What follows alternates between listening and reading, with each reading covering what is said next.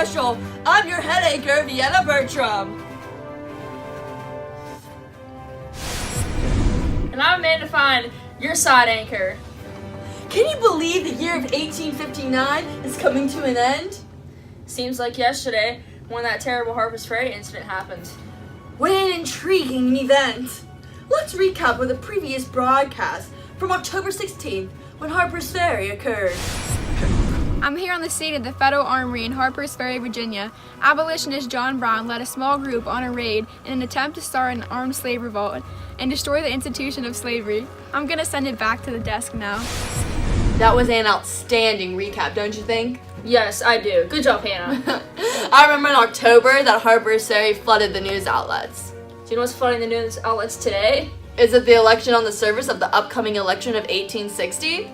Yes, it is. The talk of the town is all about possible nominees and what the outcome may be. Let's check in with Ellen DeGeneres. I'm here in the studio and we have a great surprise for everyone today. The presidential election of 1860 is on everyone's mind as we close 1859 and enter the new year. Possible candidates include the Republican Abraham Lincoln and the Democrat Stephen Douglas. The two have already met when pitted against each other for a Senate seat. Abe lost, but the debates that occurred in October of 1858 brought attention to Lincoln and politics. The two are on opposing sides as the Republican Party is slowly coming together against slavery's expansion. However, the Democratic Party is deeply divided on the topic of slavery and states' rights. The election of 1860 will be a pivotal point in our nation's history, and the race in the presidency will be a hard-fought battle. I brought someone here to talk about the upcoming election. Please welcome Abraham Lincoln.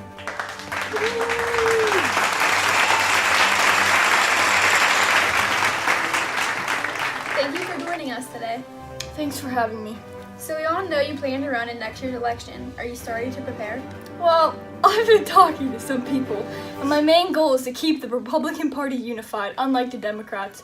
I'm hoping my speeches and political experience will speak for itself. And you also already know Stephen Douglas from when you previously challenged him to a debate. You lost that race for the Senate, though. Are you nervous about running against him again?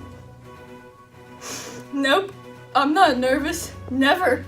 I have confidence in the Republican Party and that the nation will choose the right candidate this time around. How do you think your personality will give you an advantage in this election?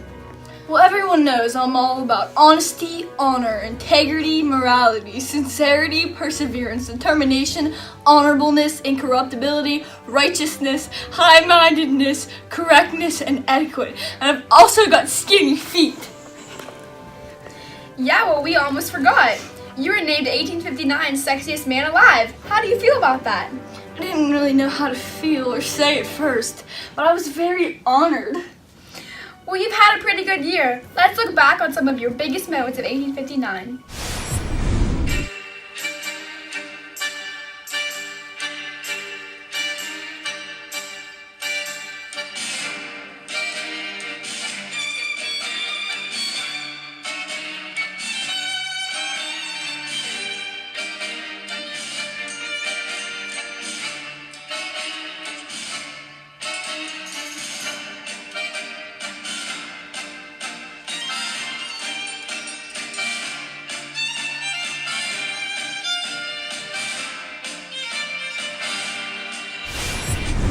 Thank you for coming out today. It's been lovely talking with you. I'm going to send it back to Vienna and Mandy in the studio. Thank you so much for having me. Thanks, Vienna. It's Katie Oreiko here. Today we'll be discussing the 1860 presidential election. Over the past few weeks, we have been watching and speculating possible nominees for the election of 1860.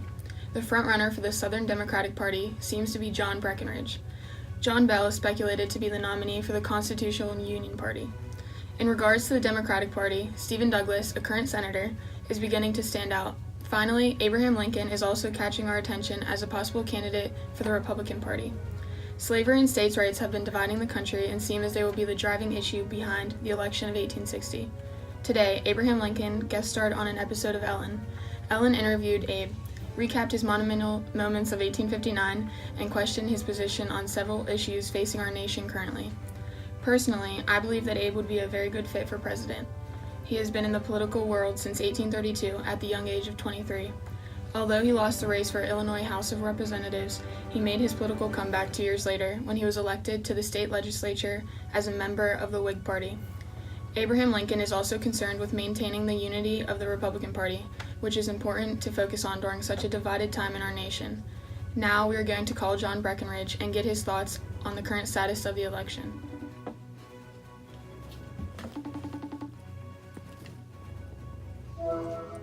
Good evening, Mr. Breckenridge. Good day! Thanks for inviting me on the show. Anytime. I have a few questions from outsiders. Some contemporaries would love to know your thoughts on the Abraham Lincoln interview. As a Southern Democrat, Abraham's and my views are so different. I thought the interview opened my eyes for different outlooks on positions. It may influence my decision on running for the election. In my opinion, we need someone to take a stand and fight for the South. I can't confirm anything yet, but I would be interested in fulfilling that position for my people.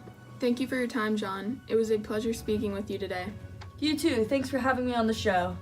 You're welcome. Have a good evening. Goodbye. You heard it here first. John Breckenridge seems to be interested in possibly running for the presidential election of 1860. Now, let's head over to Mandy and Vienna for the final recap. Thank you, Katie, for the insight. Before we jump into the year of 1860, let's recap some significant reports and events from 1859. History was made for our country on February 14th when Oregon was granted the 33rd state of the United States. Our country is slowly but surely flourishing. Let's not forget when Congressman Daniel Sickles shot Philip Key also in February for having an affair with his wife. Yikes. That was a scary time, but on July 1st, the first collegiate baseball game was played between Amherst and Williams colleges. Referring back to the report from earlier today, John Brown was hanged on December 2nd. Rest in peace, Philip Key and John Brown. Rest in peace, Philip Key and John Brown. Let's have a moment of silence for the departed.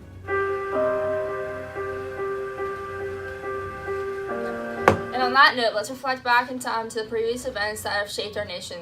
We have evolved as a country, but we have much more to discuss as the new year progresses. So from the desk and the staff of the studio, we thank you for tuning in to JNN. See you next week.